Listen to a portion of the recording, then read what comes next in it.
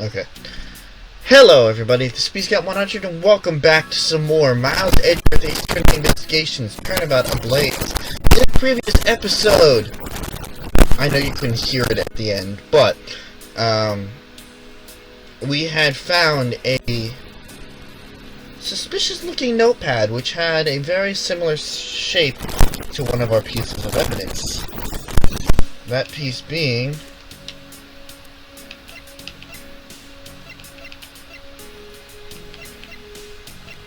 the Damascus Note 2. The request to steal the Prima Duck statue.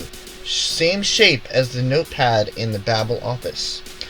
So, it seems that our friend, the ambassador over there, has some paperwork that we can use to match up the handwriting. So that's what we are going to do. If you like what you see, leave a like down below. Comment if you have anything to say. Subscribe to me if you haven't already, and share with your friends if so they can join in on this investigation too. Also, I'm really sorry about all of the technical difficulties that are happening lately. I don't even know if it's going to work now. Knock on wood or whatever it is. But please don't quit out of the episode and miss vital information, even if the sound does come out. The text is still there, and basically all I do is read the text the entire time anyway, so more or less I guess you're really not. Either way, I hope you still stick around with me even through this. Either way, let's head over to our friends the ambassador and talk to him.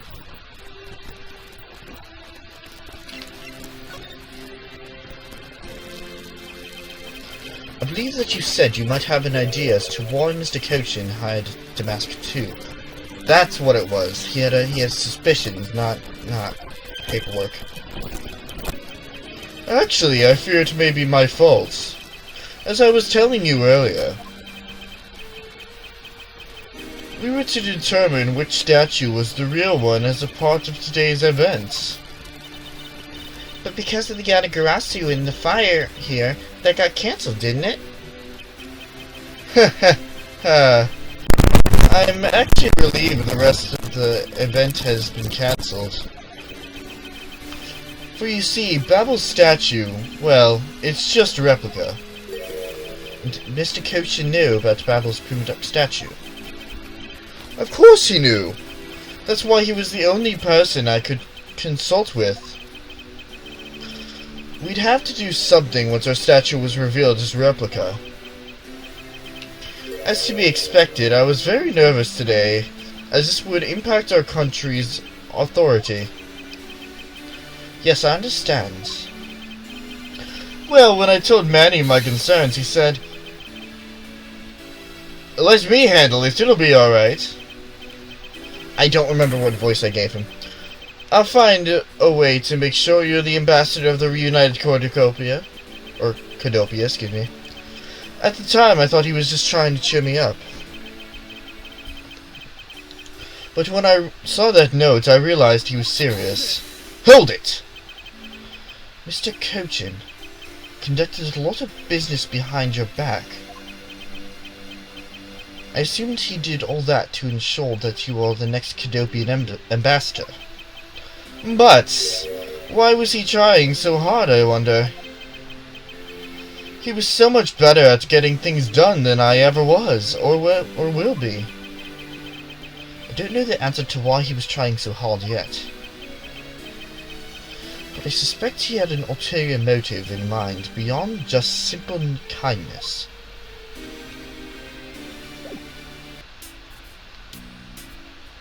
Oh wait, do we have to present the note to him?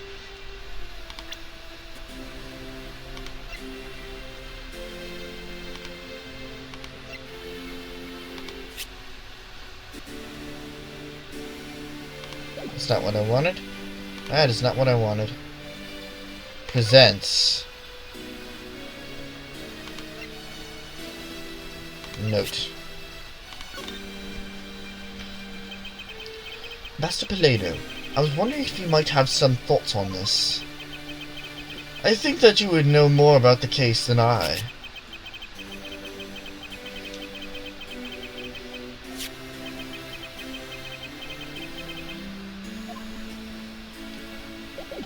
Okay, Polino. What the hell do we do now?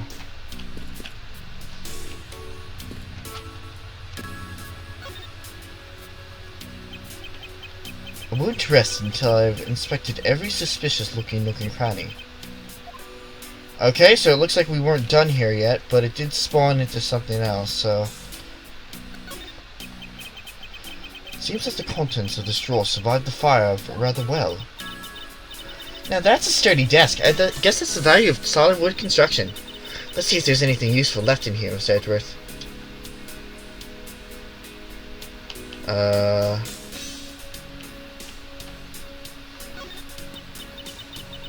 So I guess the embassy phones are just like normal phones, huh? Well, what did you imagine them to look like? Oh, it's a phone. I thought that was a book. I thought that Babbles would look like a flower and the receiver would be a butterfly. That way it looked like the butterfly receiver was sucking neck. If any country had a flower phone, it would be Alabaster, don't you think? Oh! Then maybe the phone I envisioned would have been from when they were Cadopia? There's really no point in asking me something that never existed in the first place. Huh! You know what you lack, Mr. Edgeworth? Curiosity and imagination. Well, she's not wrong. There's only one book left here. Treasure of the World. Wait, what? Let me see that! I see. The most important part was blackened by the fire. Why, cruel fate? Why? Looks like the map of where the treasures are located has been bent. Burnt. Not bent. Burnt. Spot of Ablaze ink on Mr. Coachen's desk. It looks like there's still a lot of ink left inside. The seal is unbroken, so the fire probably couldn't get into the bottle to burn it up the ink. Hey, Mr. Plano, it looks like your precious Ablaze ink is alright after all. What? That's odd. Hold it! Ambassador, what do you mean by that? Well, it's just really that there is something strange about the ink. Would you mind elaborating on that statement for me, please? Now we have to go all the way back over here. My god, he couldn't talk from across the room. It has to be face to face.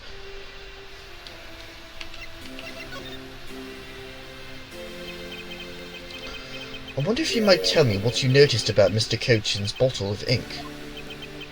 I just thought of it right now, but...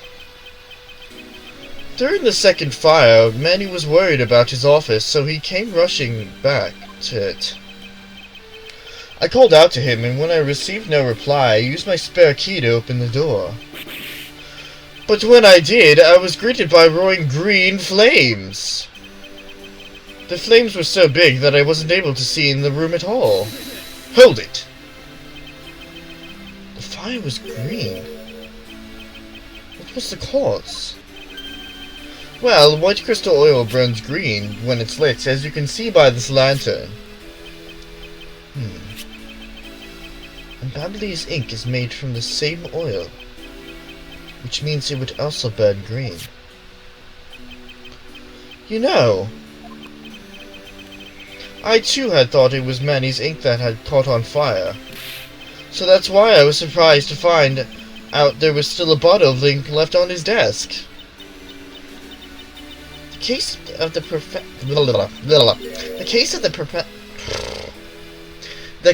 of the perplexing green flames. Talk about a mystery. What exactly was it that caught on fire in here? Is that it? Oh! Here you are, Mr. Edgeworth! Wow, I've never heard this theme before. Detective Gumshoe, have you collected the information that I requested?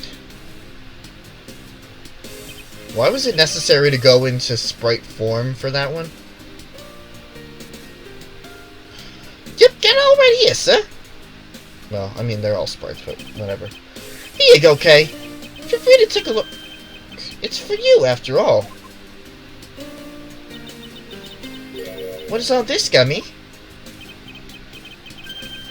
the information on this room that I got from the embassy and Interpol people. People. And we know exactly how this room was before and after the fire. Good work, Detective. It was nothing, sir. I'm an expert at getting people to talk. Yay! You got to say talk in that accent. Wow, you two remind me so much of my father and Uncle Bad. What do you mean? As prosecutor and detective, your dynamic is just like theirs back in the day. Well, don't you worry. I'm going to find my own wonderful partner someday. Partner in crime. And when I do, I'm going to become a good god... I'm sorry, I can't talk today. I'm going to become a good Yatagrasu, just like my father, right? Hold it. Please don't ask me questions for which I have no answers to, Kay.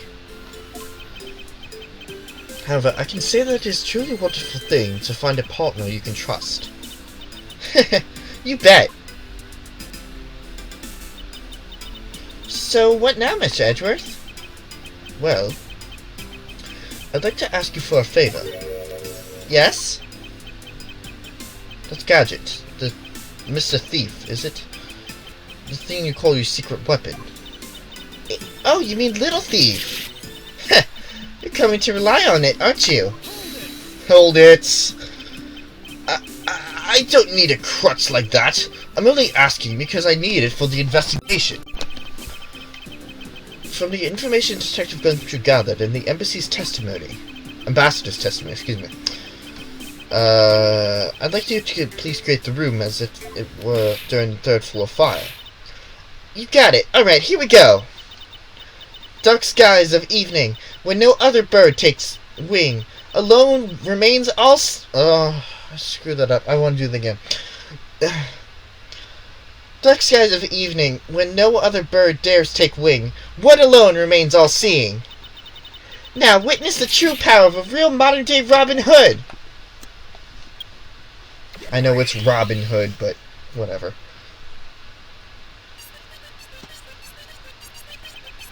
Oh my god, why does it always speed up during this part? It seems there are other things besides what the ambassador mentioned that have changed. It's possible that we might find the escape route to the person Kay Sol using as well. Oh, what is this? This somehow sort of light show I was not told about. This is the power of a true vigilante. It's recreating the room with the information I inputted. Really? That is certainly one interesting device you have there, Miss Faraday. Leave us out that time until we return to our investigation. Let's see, what time are we at? Oh, we got time.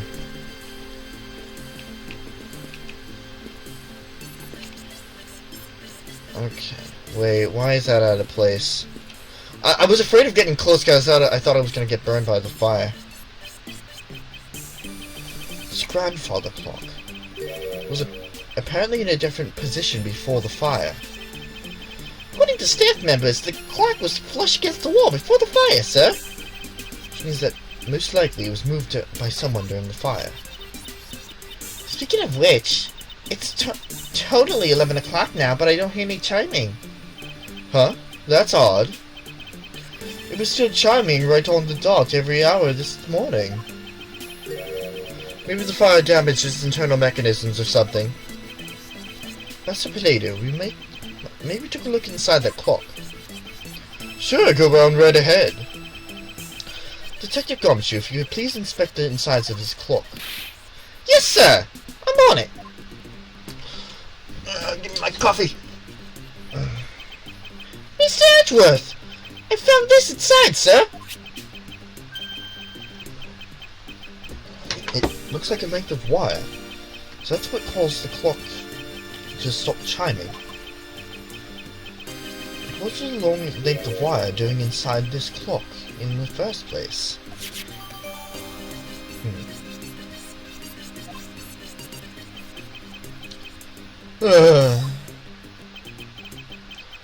Why would someone do this? It's such a valuable clock. It sounds like it wasn't Mr. Polino. Oh. It sounds like it wasn't Mr. Polino who put that wire in there. Then perhaps it was Mr. Kyochin's killer who did. It's possible. Oh, that is a broken something. Yeah, I guess we'll inspect the knife. It looks like one of the Ablaze knives was already missing before the fire began. So it would seem. Especially since the other two knives' handles were burnt away. The remaining handle was swapped out with the handle of the real murder weapon. And Babble's national treasure was stolen. Poor Babble, don't you think? I'm not sure I would lump the replica statue in with the rest of Babble's woes.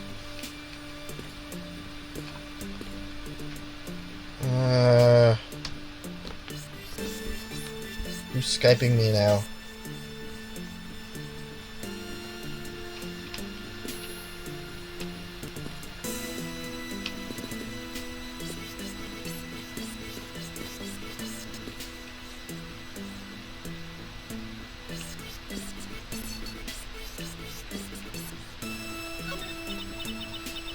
So, Babble really is pushing their tourism.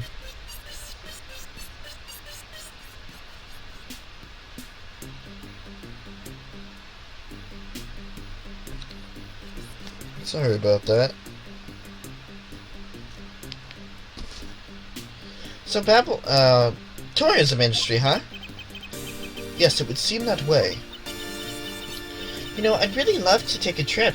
Hey, why don't we take one after this case? Do you already have a destination in mind? Well, ideally, I'd like to go someplace where I can continue my thief training. Well, if you want to learn the fine art of stealth, perhaps you should visit the studio where they're making the Jamming Ninjas TV show. Hey, that's actually a really good idea, Mr. Edgeworth. I can't believe she took me seriously. Can we actually inspect this and I just didn't... Okay. Oh. A fireplace, huh? So Babble's office... Oh, crap, we already went to this... Two? There's a fireplace in the relatively same location as the Alabaster office. However, we found something there that I'd rather not recall ever again.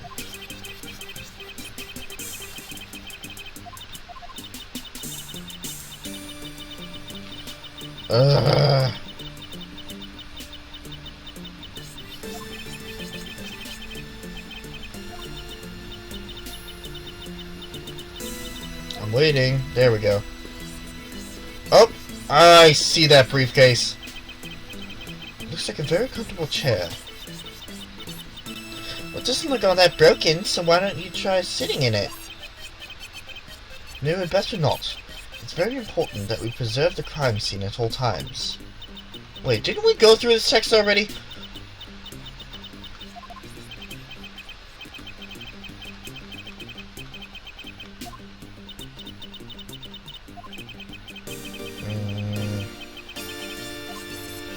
Okay. Jesus, go around the chair. Oh my god! Stop! There's a briefcase behind the chair! Fine, we'll examine the window. Something. Fucking briefcase behind the chair. You can see the Alabaster embassy through this window. So where were you when you were investigating over there, Mr. Edgeworth? You can see it from here. I was there on the 5th floor. It's where Damask 2 was killed. What? You don't mean the Damask 2? Aw, poor guy. As a fellow second-generation thief, I can't turn a blind eye to this. Whether Damask 2 was merely an imposter of the original. Okay.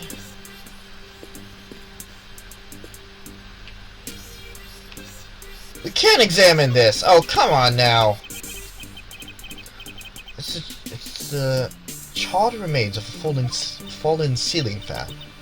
Oh, I've seen a few of these before. They spin around and around and play music. What?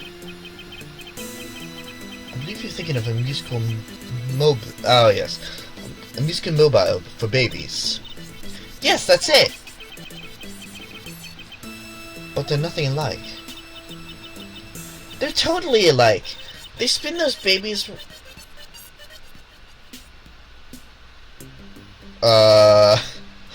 They spin those babies right round like a record. Really? Did you really just do that? I don't know if they did that for that to be a reference or not, but seriously? I see. I guess I can see how you might think that.